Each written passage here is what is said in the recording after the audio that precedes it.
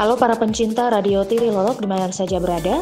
Kali ini kita akan menyaksikan momen spesial dalam perayaan Ekaristi Pesta Pelindung Stasi Santo Petrus Haukoto dan kunjungan Uskup Agung Kupang. Tidak hanya itu, kita juga akan menyaksikan keseruan turnamen futsal Saint Peter Cup 1 di mana Assumpta FC berhasil menjadi juara. Ayo simak cuplikan video berikut ini. Pada kesempatan pesta pelindung atau pesta hari ulang tahun, biasanya ada 4 hal yang kita lakukan. Pertama, kita bersyukur. Puncak rasa syukur kita yaitu dari Ekaristi, itu puncak rasa syukur kita. Jadi kita berterima kasih, bersyukur atas banyak hal yang sudah kita terima. Kita juga berterima kasih karena stasi ini bisa dapat 2 pastor sekaligus. Jadi itu yang pertama, kita bersyukur atas hal seperti ini. Yang kedua, ini kesempatan kita untuk mengumpulkan kembali tenaga kita agar kita bisa lompat lebih jauh. Jadi setelah ini harus lebih baik lagi kehidupannya. Oh, sudah bagus, jadi usahakan lebih bagus lagi nanti. Ya, itu baru namanya ada tenaga baru yang dikumpulkan pada setiap perayaan seperti ini. Jadi kesempatan untuk kumpulkan tenaga dalam banyak bidang kehidupan di stasi ini. Jadi mulai buat lebih baik dari hari-hari kemarin. Yang ketiga yang kita lakukan dalam perayaan seperti ini adalah mengevaluasi. Apa yang kita evaluasi, fokusnya yang biasa fokusnya itu bagian kemandirian. Kemudian yang keempat yang perlu kita lakukan pada kesempatan ini adalah minta kado dari Tuhan. Jadi ini kesempatan kita minta kado dari Tuhan untuk stasi ini. Kado itu akan diterima. Itu tergantung Bapak Uskup Agung Kupang dan tergantung kesiapan umat di sini. Jadi itu kesempatan kita pada kesempatan hari ulang tahun seperti ini. Jadi sekali lagi selamat berbahagia, selamat bersukacita. Semoga Santo Petrus bisa tetap menuntun kita dalam perjalanan iman kita di masa-masa yang akan datang. Nongso perayaan Pesta Pelindung Stasi Santo Petrus Haukoto. Dalam kegiatan yang kedua ini beberapa kegiatan yang panitia laksanakan. Yang pertama, membangun kerjasama dengan pihak-pihak atau unsur-unsur di luar daripada stasi ini, pemerintah setempat dan gereja-gereja terdekat di stasi ini, dan juga kerjasama seluruh umat stasi Santo Petrus Haukoto dan umat di Kapela Santo Yosef Naibuni. Ini satu kerjasama yang ditunjukkan di stasi ini ketika kepanitiaan ini mulai melaksanakan tugasnya.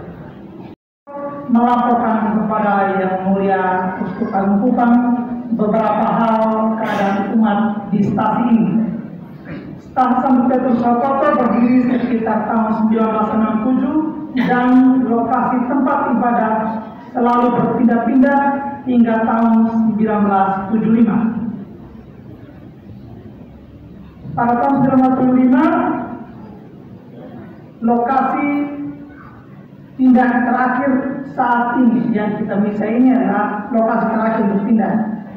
Dan setelah itu keluarga Bapak Osias Saijo menyerahkan tanah ini ke pihak gereja Santo Petrus Haukoto yang diterima oleh Pater Herman Kaiser SPD, misionaris Eropa yang kala itu menjabat sebagai pastor paroki Santo Yosef Naikoten. Saya juga melaporkan kepada Yang Mulia bahwa perintis kehadiran gereja Katolik di Haukoto ini ada 3 keluarga, yakni keluarga Pentau, keluarga Bere, dan juga keluarga Saijo. Lokasi berdirinya gereja ini seluas 13.734.000 meter persegi dan telah disertifikat pada tahun 2016 atas nama Keuskupan Agung Kupang. Kita tahu kalau mau cepat apa yang harus kita buat dan sebagainya, kita Tapi bahwa dari apa yang sudah disampaikan tadi, kriteria untuk peningkatan status dari stasi menjadi klasi itu harus semua sudah terpenuhi, maka tentu saja prosesnya akan lebih cepat. Ya. Saya sebagai coach, yang pertama intinya itu pemain itu lebih ke disiplin dalam latihan.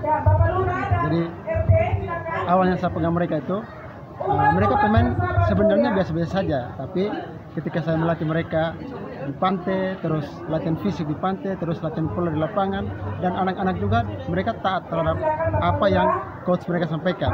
Jadi sejauh itu dari hasil kerja keras mereka, ketekunan mereka, sampai saat ini mereka juga bisa memperoleh sebuah kejuaraan 11 orang.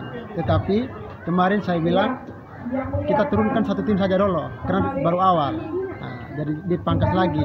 Jadi dari 19 orang tuh yang dimainkan cuma 10 pemain, tambah 2 kiper jadi 12 orang. Saya ke depan untuk tim futsal ini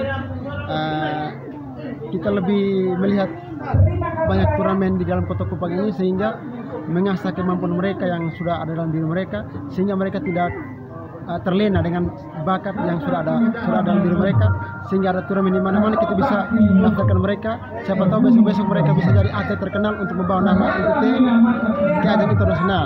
Turnamen St. Peter Cup itu adalah inisiatif dari Romo bersama dengan orang muda Katolik di Stasi Haukoto ini, karena melihat setiap sore anak-anak kecil selalu bermain bola dengan lapangan yang terbatas.